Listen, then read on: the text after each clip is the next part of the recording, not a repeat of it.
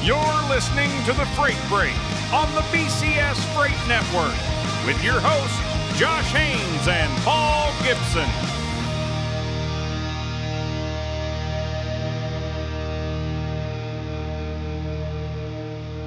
What's up? You're listening to The Freight Break. I'm Paul. Josh is actually in Laredo, Texas at the Cross Border Connect, talking about cross-border freight. Pretty excited next week to find out, everything that you learned and everything that happened down there and see how it went. But until then, you're stuck with me, fresh off of Manifest, which was absolutely wild. Now, before we get started, we don't have any sponsors. If you want to sponsor, your name could go here, or we could do an ad read, or me and Josh, I don't know if you know this, we actually make videos, like professionally produced videos, and we'd love to come to you and actually make an ad. You could run it to sponsor here. You could run it in your ads wherever you place them. You could even possibly have it shown at the Broker Carrier Summit. There's different uses for it, but with that too, there is the Broker Carrier Summit coming up in Kansas City, which you can register for now. It's at the end of April 28th and 29th here in Kansas City. It's going to be pretty crazy. I went to Manifest last week, as you saw, and I'm from the carrier side. And so I've had a lot of experience, going to conferences, going to trade shows and whatnot. But I've never really been to like a freight-based one or a tech-based one mostly. And having been to those, my experience was a lot different. So today, I figured I would bring on the strongest man in freight. How's it going, Robert? What's going on, man? How are you? Oh, not too bad. I like that beanie. Thank you very much. Strongest man in logistics beanie. It's fresh off the presses. Very, very excited to have these out there. Hell yeah. But yeah, so it's one of those things where like I've spent, I'm from the carrier side. Dan brought me, Charles, and Josh over because we're from the carrier side to kind of balance things out a little bit more, because it's when you have a broker carrier summit, it's nice to have 50-50. And so I've been to a lot of shows. I've been in a lot of really cool rooms with a lot of really cool people. And there's a big difference between talking to a driver and then talking to a carrier. And, it's a little bit more businessy. It's not as lax, but the distance between talking to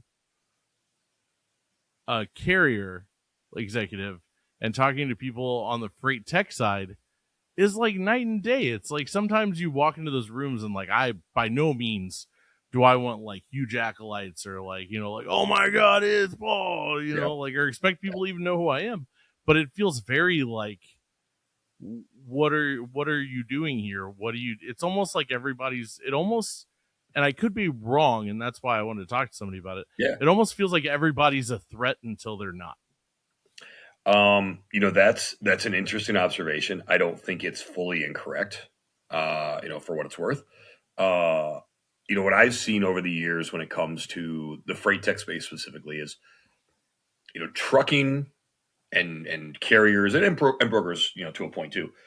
We all kind of grow up in the space. We come up in it, right? You have a lot of, especially original CEOs or longtime CEOs on the trucking side. They were drivers, and they grew their business, and they so while yes, they may be a little more refined, they're still part of that driver culture. A lot of old school brokers, guys who have maybe been around since like backhaulers and CH and the original CH deal with backhaulers and Coyote and the Command days.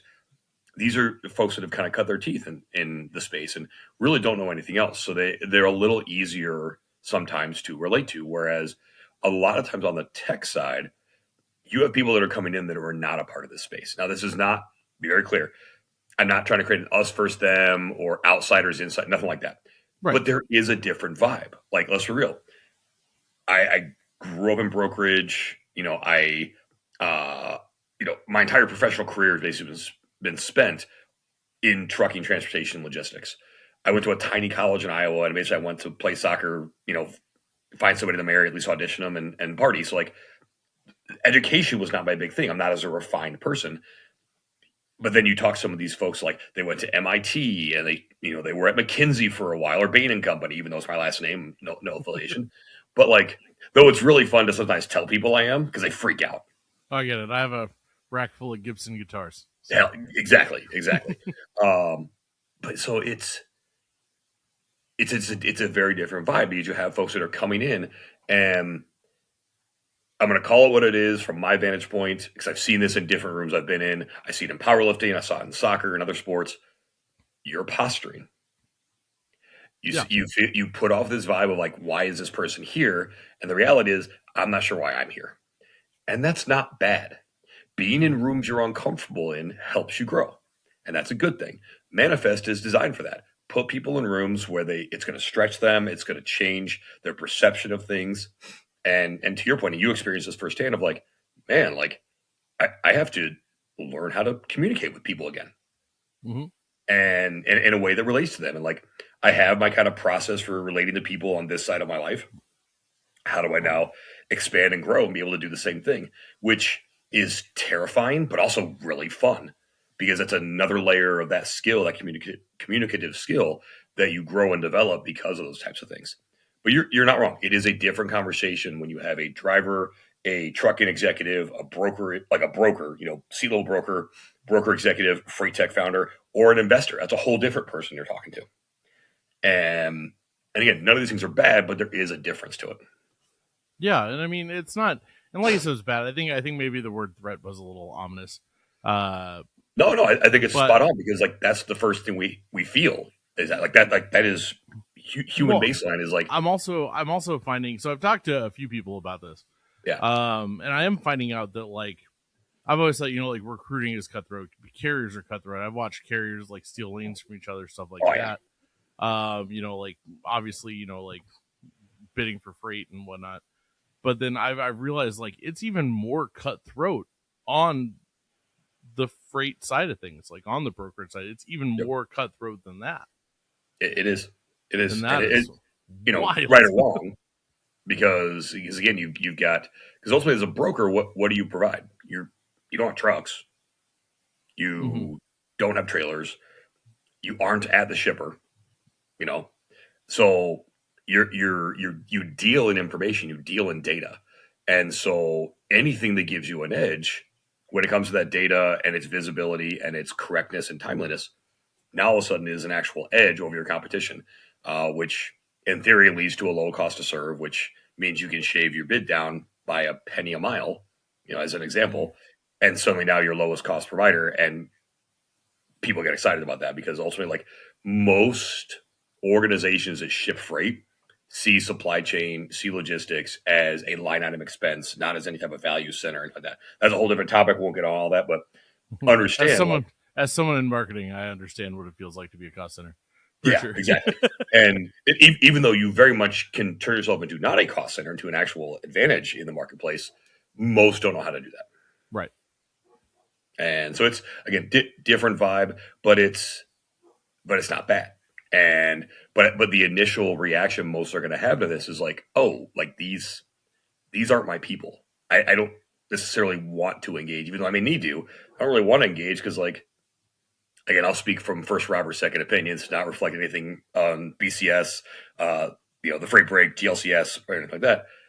Sometimes you see some of these folks, whether it's on the trucking side or the tech side, and they're dorks. Mm-hmm. It's like I don't unless there's a compelling reason, like. I don't want to associate with you. And again, it's not because you're a bad person. It's like we don't relate. We don't, we're square peg round hole type thing. So that's typically the initial reaction a lot of us have when we see someone that is that different in how they carry themselves. Yeah. Oh no, I get that. And that was someone. I actually had a conversation with someone, and they were out like, I was like, hey, it just it feels a lot colder in some of those rooms, like when you're newer to the space. And he was like, hey. You got to ask yourself, do you feel like you belong in the room? And I was like, well, yes. And he's like, well, if you're not sure, everybody's going to be able to tell. And that's probably why. And I was like, it's not that I feel like I belong in the room. Because I was invited in the room. I just I didn't understand the vibe, I guess. Yeah. Because I'm because I realistically I tell stories for a living mostly, and I learn as much as I can about everything, and then use that to tell stories and offer perspectives from different directions. But being new to the space, yeah, it was just wild. I just did not experience it. So like I mean, obviously you've done it, Yeah. but like, what's that? How do you break into that space? So you hit the nail on the head with like, I just tried to learn. Like I was very open with a lot of folks early on. Like if I could connect on some level, like again, humanely, like, as a human being, I could connect with somebody like, hey, great example. For the longest time, I didn't understand AI on any level Mhm. whatsoever. I'm by no means an expert, but I can be dangerous and I can tell a few things, right? Right. So I asked questions. I asked like, well, like what when you say AI, what do you mean? Do you mean an automated process? Do you mean a bot? Do you mean an age? How are you defining AI? One, that helped me learn things, learn vernacular, and learn like how these people kind of talk about their business. But also helped me start to suss out like, oh, you're full of crap. Like you can't even Mhm. explain to me what you do. So like, how am I going to ever explain what you do? So like that helped me a ton. Yeah. Um, I had some people that certainly introduced me to folks that it helped a lot. So I kind of had that, I'll use the mob term. Like, this is a friend of ours. There's a friend of mine and a friend of ours, right? In certain societies. And so I had folks that kind of put me on like that. So that was always very helpful. And then, yeah, I made a few statements years ago about certain types of freight tech that may have upset some people. Talked about vanity metrics and talked about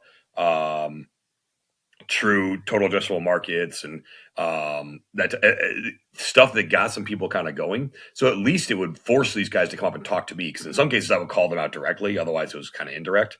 Yeah. Um, I think I probably got a year's worth of conversations with freight tech executives because I basically called them all out and said, "You juice your vanity metrics with whether it's your users, it's how much freight you have in your platform, whatever, and like it's all bogus, and we all know it's bogus. And I'm just going to be the one calling you out." So that was Mhm. great. I don't always recommend that because, like, to be able to stand on that business, you need to understand what it is they're juicing. But like, Yeah. if you understand that, cool. Like, if somebody's got a driver platform, like, hey, you guys talk to drivers and carriers all the time, and the drivers are not utilizing it, but they keep talking about, oh, we grow 30% month over month. Cool. Well, you went from one user to two, so great. That's 50% growth. Like, Right. call it what it is, right? And versus like you may have like a Facebook group that goes from 25,000 users to 50,000 users at the same time. That's a whole different metric. Yeah. So again, kind of understanding that was always helpful. But yeah, just also looking at these people like, listen, y'all put your pants on one leg at a time like I do. And if nothing else, I know I'm stronger than you. So that means I'm the boss anyway. So like it's fun. Yeah. Well, I mean, and like it sounds like I went there and I was like, oh, I don't know, dude. Like, I made friends with people. It was Yeah. just, it was a lot. It was, and I networked, but it felt like there's a lot of, it's, there's a whole lot of like, if you haven't been there, like you like, And almost there's a don't lot of selling going belong on kind of too. that. Oh, That's that's the yeah. other, the rules of engagement on that side are way different. So on the Yes. carrier side, I'm gonna be honest. One rule that I learned is there is no deals after 8 p.m. Uh, like after Unless 8 p.m. you're going to the after to eight the closing after dinner, correct. after 8 p.m. Like make sure I have a good enough time that I want to talk to you tomorrow, Yep. and that's it. Like Yep. like nothing happens, and but there were like straight like deals going down. Yeah. What 1 a.m. Like it. Yeah, I've watched tech deals get signed in a club while various types of dancing are going on around, and they're literally doing the DocuSign on their phones at 1 o'clock. that's wild. Like so that's and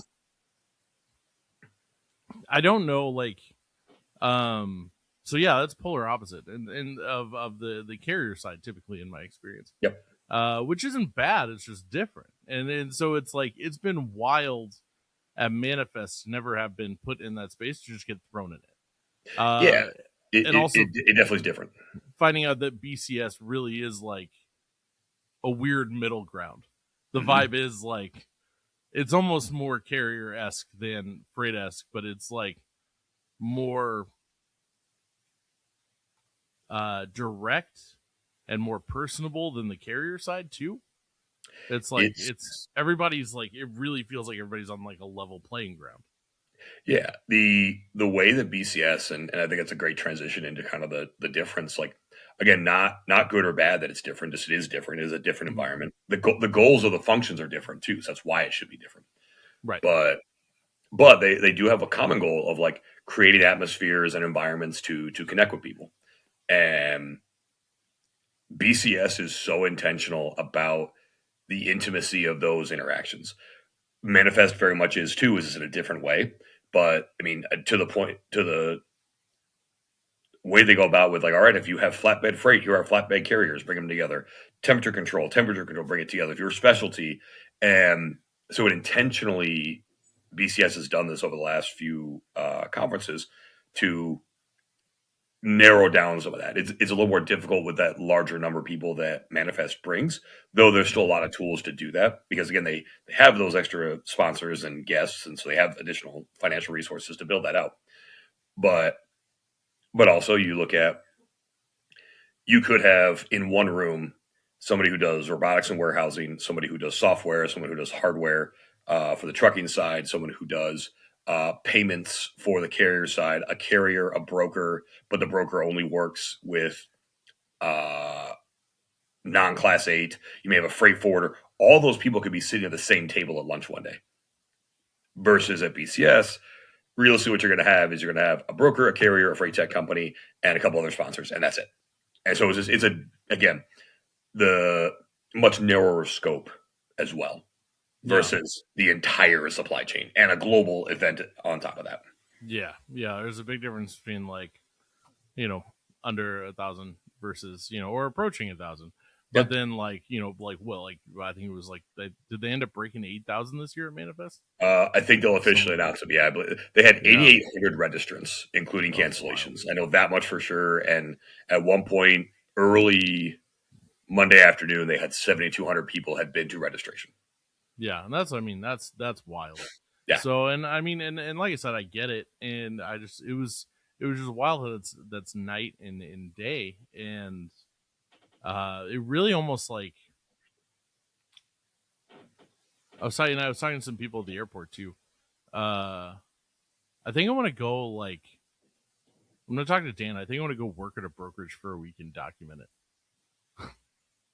it. See if it's fun. Yeah. I haven't slung freight in a while, but it's a good time, man. Yeah, it's just because it's one of those things. It's like I just don't like, and that's the whole point of like BCS is to understand each other and understand everything. And it's like, yeah, it was like cold water. Yeah, I mean, I think if you look at the cultures too, so look at like trucking culture. You guys have been out with drivers, you've seen it. Like you're at a truck stop. Once everybody shuts down for the night, what are you doing? Like if you're not in your cab, you sit there, you talk, BS a little bit. If you're sitting at dinner, it's another driver, and you're very like you guys will talk. Like, what runs do you do? Like what are you running? Like what equipment are you running? And they'll have those conversations. It's a very social culture. And even at like if you go to like a TCA or an ATA, it's a very social culture because again, where a lot of these guys come from, they come up from that driving culture. Brokerage is a little bit similar, where though not as much, where there's still that competition, but like you would often see guys from Command and Coyote hanging out after hours. Around Chicago, right? Whereas the tech side, I mean, I've seen the tech guys in San Francisco when they're out there in Silicon Valley. It is very much a holier than thou. Again, it's not necessarily that way in the freight culture, but like very much I can see it where it's like, oh, his product is like good example. Oh, Uber, that's just like taxis for everybody. We build infrastructure that runs governments, and so there's like this very weird supposed hierarchy within that because like the client base or whatever it is they do versus like, man, we're all just trying to slang freight and move trucks, man. Like that's all we're trying to do. And so there's a little more connection that way. So again, you look, and so just if nothing else, the way the cultures have been built over decades is very, very different. Yeah. Well, I mean, I don't know. I feel like there was that bit back in like the 2010s where, I mean, I feel like all the brokerages had ping pong tables and beanbags and stuff like they were Google. I mean, like they stole some of that stuff from the tech companies where it's like, hey, if we can keep these folks here, they're young, hungry, they got minimal obligations outside of here. You'll keep them selling, you'll keep them slinging freight, you'll keep deals rolling. Like and I go back to Coyote about this because they had one of, if not the best cultures of a brokerage you'll ever see, and they grew because of it. Look at what came out of that. Look at the other brokerages, the other things that spawned out of Coyote. When you look across the landscape today, the leaders that came from those groups, Echo's another good example, but Coyote especially. I mean, heck, they still have the regions broken up like the Power Five conferences in NCAA, like, and because they recruited from so many of those schools, like you created this intense culture of green versus all y'all, and but that type of loyalty and that type of again, you look at the college football landscape. There's very much like an SEC versus everybody, ACC versus everybody, and so that's very much what has kind of created across brokerage. And so again, the cultures are unique; they're different. But again, not like ultimately the tech guys need brokerages and trucking companies, so they're also going to have to adapt and make it not weird.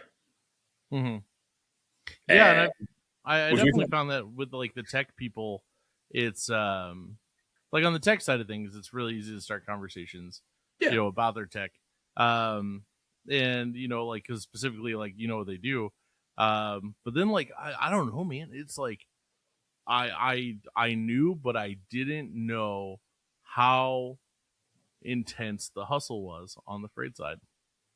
Yeah, and it's again when you look in the brokerage, we coined the phrase "we made doors we never close." That is brokerage to a T. Yeah, I can remember when I was a broker and we didn't have a lot of extra tools. I would book 60, 70 loads that would pick up over the course of a weekend. That's all weekend long. That's all I'm doing. And I would intentionally not book stuff that would pick up or deliver between like 7 in the morning Sunday till like noon, so I could go get my training in. So I didn't have any check calls to do.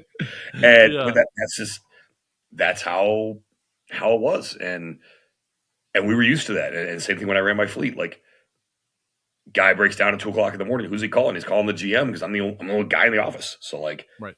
That's what we do. So it's that hustle culture is which is very aligned with the tech culture that we've built here in the United States. Again, it's just different how they do it. Yeah, but it's all got that very entrepreneurial doesn't stop. Whereas I feel like, and I mean on the carrier side, it's also very like trucks don't stop, we don't stop. Yeah, but it's like a weird. I feel like it's more established, and I'm learning these things. So would you say that the freight side is a lot more volatile? Yeah, because like what I saw in my time at trucking companies and in talking with drivers over the years, you're right. It never stops. It never does. Right. Wheels keep turning no matter what. There's always a truck on the road, but there's also an appreciation because if you look at driving is a combination of intellectual and manual labor. Like, you're physically driving the truck, you're potentially securing freight, there's manual labor involved with that, but there's intellectual labor of driving down the road and making decisions to keep you and the general motoring public safe. Right. Most would consider it a blue collar job, and there is an appreciation for a hard day's work with that. And so like when the driver's done running, like, cool, you're done. Like, there may be stuff going on in the background. We may send you a message, like, you're done. Versus like with a broker or a tech person, it's you get 24 hours in a day. How much are you wasting sleeping? How much are you wasting in the bathroom? Like that is very much our hustle culture in America, and it bleeds into those types of fields. Because cool, if I'm a driver, I can load one truck at a time. That's it. If I'm a broker, if I have the freight available to me, in theory, I can load 100 trucks at a time. I think my record when I was a broker, I booked 115 loads in one day. So it's almost like the pay per mile idea for drivers, except for you don't have hours of service. Correct. I'm not bound by anything. If I want to book a load at 4:00 in the morning, at 8:00 at night, as long as I can execute on it, run it. Yeah. Whereas like dispatch most places gets to go home at 5. Correct. Right. And then on the tech side, it's like, man, when everybody else is sleeping, if I can be coding and building the next feature that is going to unlock, 20% more of the market because they need that, why wouldn't I burn a few hours of sleep? Because who wouldn't want to be in the position of like, and I'll use him as an example, like Jet McCandless at P44. When you've raised billions of dollars, you've made money, you've done a great service for the industry, you've created a lot of jobs. Like, who wouldn't want to be a Jeff Silver who, built his dream tech forward brokerage and then sold it to UPS and walked out with, 10 figures. Mm-hmm. Plus, more than that, like 12 figures. Like, who wouldn't want to do that? So, and knowing if I give up a few hours of sleep right now, I have potential to separate myself from my competition. It's the Kobe Bryant mentality of like, why wouldn't I get up at 4 so I can work out 3 times a day when you're only working out for 2? Right. Yeah, no, I mean, that makes total sense. Yeah, so which there's parts of me that do miss that. Like, because there's a rush, man. Like, making a phone call and booking, I'll give an example. So I used to move stuff like chemicals into West Texas for the oil industry, right? Mm-hmm. And when you hear the lanes are not exciting. Boron, California to Midland, Texas, and then Selma, Alabama to Midland, Texas. Not exciting at all. Right. But when you looked at the volume of these lanes at that time, and unfortunately these lanes aren't running anymore, so please no one call and ask me about these anymore. I don't even know who the company's called. They've been acquired like 3-4 times. Right. But we would get like $4,000 from our customer to run boron to Midland. I would sell these things all day long for $2,200-$2,500. And yes, I know that makes me the bad broker. I understand. Totally get it. This was agreed to by the carriers. So like, if there's ever an issue, go back to 2010, 2011, talk to them. But they were happy for it because they had guys who would get empty on Sunday in Bakersfield, 50, 60 miles away from boron. And I could have them loaded out by 9 a.m. West Coast time. And they were back in Midland by Tuesday evening. And then they had to get to Houston, and they would just deadhead from Midland to Houston. And they were back home by Wednesday morning, getting loaded out again. So, like, wow. Great fit for them, great fit for me. And, like, I would book 4 to 5 of these things at a time. And think about the rips I'm just talking about. $1,500, $1,600 a rip, $1,800 a rip, times 5 on one phone call. I'm very excited if I can make one more of those phone calls every day. Yeah. And I built a network that was based around that, where it came down to like these didn't even hit the open board. And to talk about carriers, like having those carrier conversations, it very much became, I would call Peggy at PS Trucking, and she's wonderful and amazing. If she ever sees this, Peggy, I still love you. And it would be, how many guys gonna have Sunday? Cool. How many guys have Wednesday? Done. Peace. And it just send it over. I had 40 carriers based in El Paso, Texas. So I'd move stuff from Selma, Alabama to Midland. And these guys would do Selma to Midland in one shift. And they would already be in El Paso by the time I called them the next day. Colored paper lugs. I cannot confirm or deny. Ask me no questions, I'll tell you no lies. You were there. But it would be like on Mondays I could handle 7, on Tuesday I could handle 6, on Wednesday I could handle 10, on Thursday. Like, doesn't matter what day of the week it was. Mm-hmm. We take these and same kind of thing. I'd be making $1,000, $1,200 a pop, and these guys loved it. Right. And even when our rate got reduced, cool. I'll adjust a little bit. They'll take a bit of the hit. I'll take a bit of the hit. But I kept their tires moving and kept those guys in business. So, like, it was great for everybody. But to the hustle piece, and the reason I bring all that up is that allowed me to essentially outwork any financial problem that I had at that time. And as a college push out, like, again, talk about hustle culture, that's what brokers want. They want somebody who's going to go outwork every problem they have. You can only do that so much on the carrier side as a driver or even as an executive. And then on the tech side, you can only build out so much until you eventually got to go sell it. Right. And so that's why, like, again, those cultures are very different. And to your point, like, it never stops outside of the carrier groups. It's never over. That is wild. Yeah. I didn't even think about that. Like, that's, yeah, there is no limit. Like, that's, I think I like the way that you put it when you said, like, you could outwork any financial problem. Yeah. My base salary was $40,000, and I made over 4 times that my first full year as a broker. Yeah. And that's, I mean, in a carrier, typically you're going to get a salary. You might get some kind of like bonus. Yeah. Yeah. But, you might get a bonus, safety bonus. You know, driver's going to get that too. Well, and even like as a recruiter, like the company that I worked at, and most companies, like, a driver will get like so much per driver that, Yeah. dispatches the first time, stuff like that. But it's like, it's nowhere near like the amount of work that you would have to put in Oh for it yeah. to like be like anywhere near comparable to that is wild. But also be aware, like, I say all that, like, yes, was I making big rips on some of that stuff? I also had hundreds of loads I was making $25 on. I mean, I would average 4,000 plus loads a month that I was just me, not the rest of the team, just me. Mm-hmm. So like, there's a lot of freaking work that goes into that. Oh yeah, no, for sure. Well, but I mean, also like, I guess no like macro point, no P44. Like, like I had to book, track, all that crap. well, like recruiting drivers, the company only had so many trucks. Exactly. Like, we kept them full. It was great at it, but like, yeah, it definitely wouldn't. So that's wild to think about. Like, no wonder you guys always look so tired when you have so many monitors. Yeah, I mean that's, but it's funny now. If I can go back and do it all again, like, especially knowing what I know now, like tech wise, I would have pushed a lot harder for extra tools for us. Mm-hmm.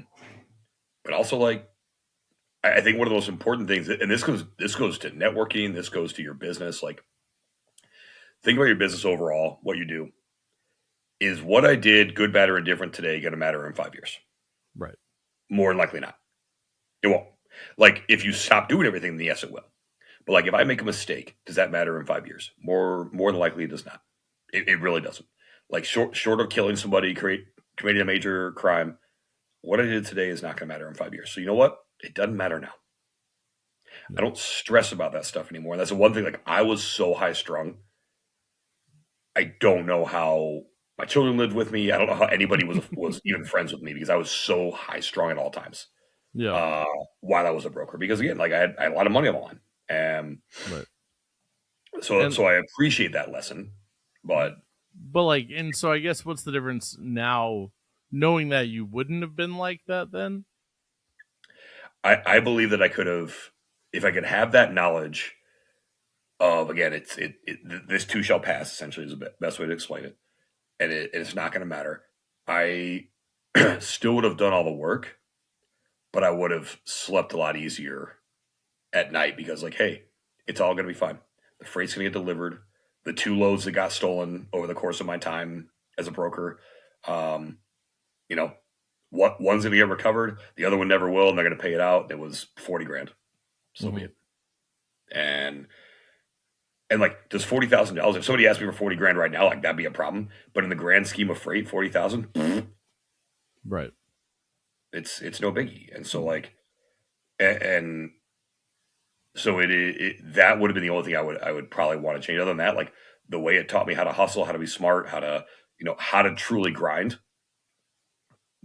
Some of the best lessons I ever learned. But then again, as I learned more about driver culture, that's when I very much learned of, like, here's how to be social. Here's how to, look at the brighter side of things, even when stuff sucks. Like, hey, I'm behind the wheel. I'm seeing the country. I love my life. No one bugs me if I don't want them to. It's a good life. Except for brokers calling for updates. Correct. And that's what, now they can use AI and they can do all that stuff on their own, which actually I can't wait for. That is when these AI bots are calling out for tracking updates and the phone's already attached to an AI bot that's going to say, hey, I've actually pitched a couple companies to take their product and put it up against another AI product that would be on the other end. Like, I would love, for instance, like an AI dispatcher to get a hold of like an AI broker and like kind of try to raise to zero. Basically they're both like, well, I don't know, it depends on parameters. It depends on how, because everybody can set their own parameters. I would be very curious. Once that stuff gets a little bit further along, I want to see who wins. So here's what I'll say about that. A couple things about AI, 2 things, and I know we're going to come on time here pretty soon, but AI is not the silver bullet everybody thinks it is. Correct. And if you want to fight me on that, argue with the wall, but if you want to actually argue about this, show me your AI, and I will show you where it's weak. And that's fine. That's part of my job. It's also part of my job to help advise you to make it stronger. Stronger span of logistics. Shameless plug. There you go. Secondly, So I got invited to a movie last night. Mm-hmm. Good luck, have fun, don't die. That's the name of the movie. Yeah. Go watch it. It is the weirdest film.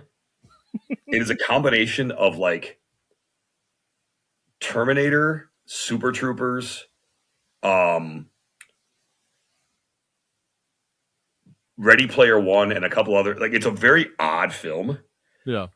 But it talks about how AI, like, what could possibly happen? If you have an AI powerful enough, like, it potentially could manipulate actual reality. Yeah. And because, like, all we see, we perceive things. We don't actually see what's in front of us. We just perceive things. Right. It's all light waves. Yeah. So, it could adjust and create, like, new realities in theory. And so it's a very interesting movie and the premise behind it. And then, like, and sprinkle in a little bit of, like, Resident Evil in there, too. Like, it's wild. But also, there's a lot of pieces in it that are incredibly plausible, and we watch it happen right now. There's a scene where the guy's a substitute teacher, and the kids are all on their phones, and they are not looking up; they are locked in on their phones. So as he's observing, he sees the same images on all the phones. Walks up and touches one of the screens. The screen goes to this 3D pyramid, and all the kids basically turn into like zombies and start coming after all the adults. It's wild. Yeah, but also, like, if TikTok had the right dance algorithm, you probably could make this happen. Yeah, no, and it's wild. I mean, a lot of people don't understand, like, the exponential curve of the growth of technology, and they don't understand where we're at on that, which is wild, but you look at, like, fire, and then you get to, all the way up to industrial, and then, informational and electrical, and, like, wireless, and, Yep. you go from that to that, and, like, the space between these breakthroughs are going to get smaller and smaller. I feel like we're at, like, a huge breakthrough every 3 years now. Yeah, we really are. And again, AI is an awesome tool. It's exciting. It's going to be great. But again, it's not the silver bullet, and there are potential downfalls. And a lot of the thing with these various AI companies that are out there, it's a lot of things that are missing from their products right now. Yeah. When it comes to your point, the parameters, the prompts, the security, there's a lot of different things that we're advising people on right now at GLCS on how to evaluate AI organizations. And I mean, heck, just the general fiscal health of the company is a big thing to talk about. Yeah. But yeah, that's stuff for a whole other episode, I believe. So. Oh, for sure. Because I feel like people are starting to get that AI fatigue, and it's because so many people are out there with just automated things, and they're calling them AI, but they're not, and all that. But we'll get into that sometime. But thanks, man. That's really insightful.